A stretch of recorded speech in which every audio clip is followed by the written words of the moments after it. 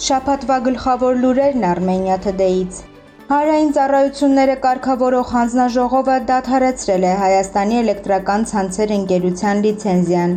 Վաղարշաբաթի ավագանու ընտրություններում նախնական տվյալներով հաղթել է քաղաքացիական պայմանագիրը։ Բաքվում պահվող Վիգեն Էուլջեքչյանի առողջական վիճակը կտրուկ վատթարացել է։ Տաշիր ընկերությունների խմբի ղեկավար Սամվել Կարապետյանի կալանքը 2 ամսով երկարաձգվել է։ Դատարանը վերացրել է մեր ձևով շարժման անդամ Ռուբեն Մխիթարյանի կալանքը։ Մասիսի համայնքապետ է ընտրվել Նորայր Հակոբյանը։ Գլխավոր դատախազության դիմաց քաղբանտարկյալների ազատման պահանջով ակցիա է տեղի ունեցել։ Գյումրիի քաղաքապետի որդուն Սպարտակ Ղուկասյանին կալանավորել են։ Վարդան Ղուկասյանի նկատմամբ որդուն առնչվող վարույթով նոր հանրային քրեական հետապնդում է հարուցվել։ Հելոբիթից ու զեղծարարություններից տուժածները հանցագործության մասին հաղորդում են ներկայացրել։ 5 հայ փորձագետ քննարկման է մասնակցում Բաքվում։ Հայաստանի հավաքականը FIFA-ի դասակարգման աղյուսակում նահանջել է։